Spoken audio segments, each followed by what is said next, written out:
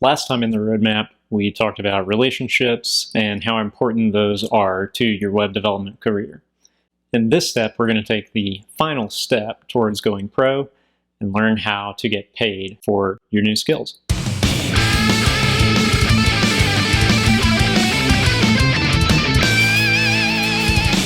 If you've taken time during your learning to practice by building projects and by shipping projects, you should at this point be ready to take on a small freelance project. I recommend that everyone start with freelancing, even if it scares you to death, and even if you're 100% certain that you're not going to do freelancing as your career. Here's why. The number one reason is that, especially if you're self-taught or if you're coming out of a boot camp, probably nobody's going to hire you. Oh, no, you didn't! No, you didn't! So let's get this started! No, you didn't! I know that might sound discouraging, but really I'm just trying to encourage you to go down a different path. Also, I realize this isn't always true. Some people can come straight out of boot camp or finish their last free code camp certification and immediately roll straight into a great entry-level job. You're a lucky man. He's not. That's great. But I've seen enough people flounder after learning what they think are all the skills they need that I think there's a better way to actually break into the industry. The reason you probably can't get hired is because you're an unknown quantity. You've learned the skills, but no one you're handing your resume to knows what that is actually going to translate to in the workplace. You need to fix that problem and make yourself look less risky. Freelancing is one way you can get there.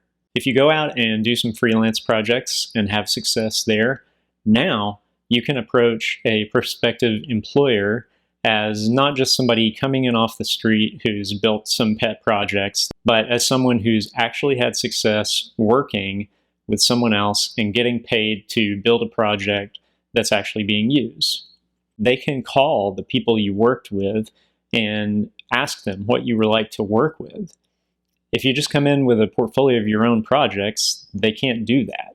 If you do 6 months of freelancing and do a handful or maybe a dozen projects in that time, you can approach prospective employers as a much safer risk than you were 6 months earlier. And you'll have some extra money in your pocket too. Sometimes freelancing can, in a much more direct way, lead to your getting a full-time job. Most of my career has been freelance work, but I've also had a couple of full-time jobs. Both of those employers learned about me through working with me as a freelancer. The companies grew as we were working together, and they needed someone to come on to do the work I was already doing. Well, of course, the first thing they're going to do is they're going to ask me. In the case of the 2 of those offers I've taken, I was also the last person they asked. That means any other bootcamp grads or self-taught developers who might have been looking for a job at those companies at the time wouldn't have even had a shot at this one. Those jobs were never advertised. When those companies did end up making those offers to me, there was no behavioral interview. There was no whiteboard coding challenge. There was no take-home coding project. Actually, there kind of was a take-home coding project. It was all of my freelance work up to that point. The big difference is I got paid to do it all. The other thing I really love about freelancing, and this has really changed my entire career, is that it empowers you. Knowing that you can go out on your own and basically flip a switch and create a career out of nothing gives you all sorts of power to shape your career in the ways you choose. It doesn't mean that you have to always work alone. It doesn't mean that you can't ever work for someone else. But if you get into a situation where you're working for someone and things change and the work environment becomes toxic, you know that you can go off and do your own thing. You don't have to stay there because you need the paycheck. You can go create the paycheck for yourself. I want to share a little story with you that happened to me. How about a story?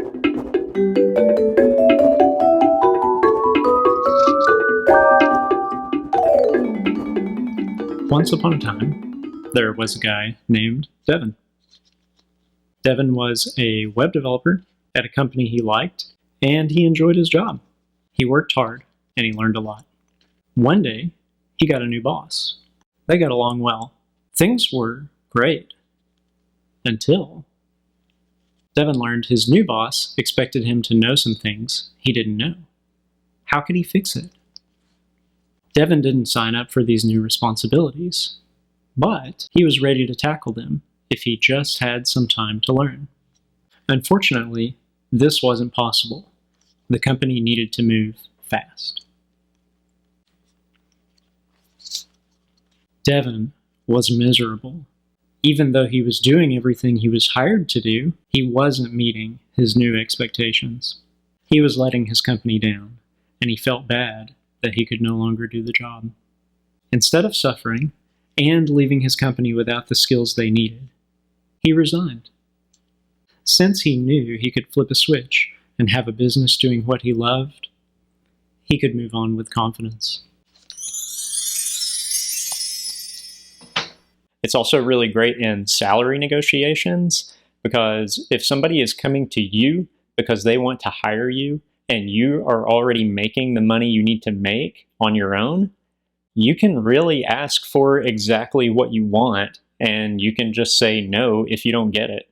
You don't have to take whatever they're offering. Hopefully that does a good job of explaining why I like freelancing as the first step in taking your new skills and turning those into a career. Before we get into how to succeed in freelancing, I want to talk about some of the ways you might fail. The first one I see a lot of people doing is they want to target the big tech companies. They want to do freelance work for Google, Amazon, Microsoft, Apple. These are companies that it's really hard to freelance for. They already have massive teams of engineers on staff, so they're looking for someone who is the absolute best, or they're looking for someone who has a very narrow area of expertise that they don't have someone on staff for. As a brand new developer, you probably don't fit into either of those categories. So all you're going to find by courting tech companies and trying to offer them freelance work is a lot of rejection, usually. It's like you decided you wanted to try basketball, and your first step is to try out for the Lakers. Let's try starting in the rec league instead. There are tons of businesses out there that are not tech companies, but who need tech to do what they do or to do it better. When you approach them and tell them you can help, they're not going to have an engineer looking into your background to make sure you have 10 years of experience in some esoteric tech stack. What they really want to know is, are you credible and can you solve the problem they're having? Those are the kind of companies, as a new developer, you want to try to work with. Another mistake I see when people are starting to really court freelance work is putting their eggs in one basket, and then another basket, and then another basket. And here's what I mean by that. Lots of conversations around starting a freelance project get to the point where everyone seems interested. New freelancers especially can get the wrong idea that that means the deal is done. It's just an issue of formalities now. But really at this point, there are all sorts of ways that this deal can still fall apart. If you're not still pursuing other clients while you're trying to close this deal that seems like it's imminent, if that deal falls apart... Say, I thought we had a deal! The Martin Prince you made a deal with no longer exists! Come on, fellows, to the arcade! Cool, Martin! You're left starting from square one again. Instead, if you have 5 different conversations going with different people, there's a much better chance that one of those will close and become a project that you'll actually get to work on. Maybe even 2 of them close, and then more of your time is utilized and you're making more money. What you don't want is to get really excited about every project that's getting close and not worry about keeping that sales pipeline full so that you have backup projects and next projects to work on. A lot of people who want to become web developers are not in any way used to selling, and that definitely describes me. So it can be really easy to get discouraged when people start turning you down. You're going to get a lot of no's, and that's okay. That's part of the process. Just keep moving and find someone else who is a better fit for you. This is something that's really hard at first if you're not used to it, and it gets easier and easier as you go through the process. It's almost impossible to not feel a little bit hurt and take it a little bit personally the first time somebody says they don't want to work with you. What are my chances? Not good.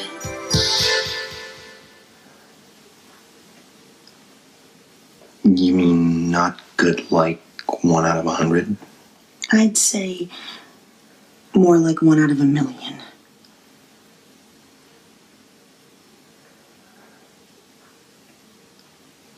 So you're telling me there's a chance? Yeah! I would even go a step beyond saying not to be discouraged when people say no. I would say to look for reasons to disqualify people. Try to find the reasons that a project is not going to work out, either for you or for your prospect, before you start that project. Make sure you're only working with clients who are going to come away happy with what you can build for them, and make sure that you're going to enjoy working with them too. You may be worried about turning down work, but the thing is, taking on a project that's not the right fit leaves you with less time to take on a better project that comes along in a week or 2. I wrote a small article all about disqualifying clients, and I will link to that in the video description so you can check it out. Another thing I find people doing is they hear all these really sexy stories about people starting new businesses and fake it till you make it, and they just lied their way to the top until they actually had the skills they were pretending they had, and then they finished the awesome project and made a ton of money and everything worked out, and that was the first step on their path to stardom. I'm pretty sure there's a survivorship bias in those stories that get told. So we only hear the good side of those stories. I'm sure there are probably, for every one of those fairy tale outcomes, there are probably 10,000 horror stories about somebody who pretended they could do something and then everything just fell apart. The goal, for me at least, is not to get a signature on the dotted line at all costs. It's to work on projects that make everyone win. But I will throw in a caveat that most people never feel like they're ready to start doing freelance work. So you have to balance that. You may have to start doing it before you fully feel like you're ready. Those are a few of the ways you might fail at freelancing. Now let's talk about some of the ways you can succeed. The first one is to build your practice on a foundation of relationships and showing up and being consistent. And if you want more on that, check out the previous video in the roadmap. It's all about relationships. The second way to succeed, especially in the early going, is to find ways to short-circuit trust building. Trust takes a long time to build. Showing up, like we talked about in the last way to succeed, can help build trust. I stumbled upon a great way to short-circuit trust building in my own freelance career when I was getting started. I was looking at this gig that I was mostly qualified to do and I thought would be fun to work on, but one thing they asked for that I didn't have any experience with is they were using jQuery Mobile. I wasn't sure if I would be able to build anything with jQuery Mobile. So I wanted to prove that to myself, and to do so, I built a small proof of concept. It probably took me a couple of hours to build this, just a little application using the specific jQuery mobile component they were using in their application that they had asked about. I didn't really have much trouble with it. I got it up and running, and I felt like I was ready to take the job based on that. And here's where the trust building short circuit happened. I figured that since I had this proof of concept I had already built to prove to myself that I could do it, why not just share that with them so that they can know that I know how to do it as well? Long story short, I shared the proof of concept with them, and I'm like 99% sure that's the reason they picked me to take the job. Another way to make sure you succeed at freelancing is when you're out doing your relationship building, make sure people know what you do. They're probably going to ask anyway, because that's kind of what people do in these sorts of settings. So it's not going to be hard or a stretch to try to slip it into the conversation. It's going to be pretty easy to do. Just make sure you're not shy about it. And going one step further, if someone is talking about a problem you know you can fix for them, let them know. It doesn't have to be a hard sell or a pitch of any kind. Just, oh yeah, I worked on a problem like that for somebody else. Here's what we did. Share with them. You are helping them by showing them a solution to a problem they're having. And as a result, they might come to you to build a similar solution for them. Another way to be successful as a freelancer is to give your knowledge away for free. Tell people how to do what they need to do to solve their problems, or tell people how you would do it. Now, you're not going to go tell them how to build some massive web application, but if it's something short that you think they could do or that it would be easy to tell them about, just share it with them. Two things could come out of doing this. One, they go do it themselves. Sure, they don't hire you, but they feel really good about you because you help them for free. So next time when they have something that needs to be done that they probably can't do and they think you can do it, they're going to look for you. And the second thing is that they go back and try to do it themselves, realize they're not going to be able to do it at a high level, and they also don't want to take the time to do it. Then they might come back to you immediately and ask you to do it.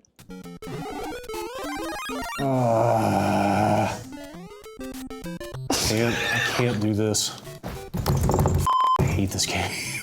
It's kind of a paradox, but giving away your knowledge for free usually leads to more money for you in the end. I touched on this one a little bit earlier in the things you shouldn't do, but make sure you keep selling even when you have work to do. As developers, most of us would much rather be writing code than trying to sell contracts. So it's very tempting when you have a decent workload to just lock yourself into your office and code for 8, 10, maybe 12 hours a day until these projects are done. The problem with doing that is now you have no work and you have nothing in the pipeline. And the last tip I'll talk about for making your freelancing successful is to charge enough, but not too much. You want to make sure you're earning what you're worth, but if you try to charge more than the project is worth, you're just going to lose that project. That's probably okay in a lot of cases. You really want to lose projects that are not worth your time. Most new developers watching this video, though, are probably not going to have much trouble charging too much. Their problem is going to be charging too little. A quick shortcut for figuring out what your hourly rate should be, if you want to start by charging an hourly rate, is to take the annual salary you would be comfortable with and divide it by 1,000. So if you'd like to earn $100,000 annual salary, a decent rate would be $100 an hour. If you'd like to earn $50,000 a year, an hourly rate might be $50 an hour. This shortcut isn't perfect, but it does generally account for things like buying your own health insurance, taking vacation time, those sorts of things, the benefits that your employer might pay for that you're now going to be paying for yourself. I just put out a book that goes into a lot more detail on pricing and estimating projects. So if you want to explore that further, that book would be a great resource for you. I'll share a link to it in the description. Like I said at the top of the video, whether you'd like to do freelance work forever and have that sort of freedom, or if you just want to go to work for somebody and get a steady paycheck and have, you know, your health benefits paid for and all that good stuff. I think freelancing is a great first step to start building that real world experience while also getting paid to do the work. Thanks for watching the video. Be sure to subscribe to this channel for more resources on becoming a web developer, and I will talk to you in the next one.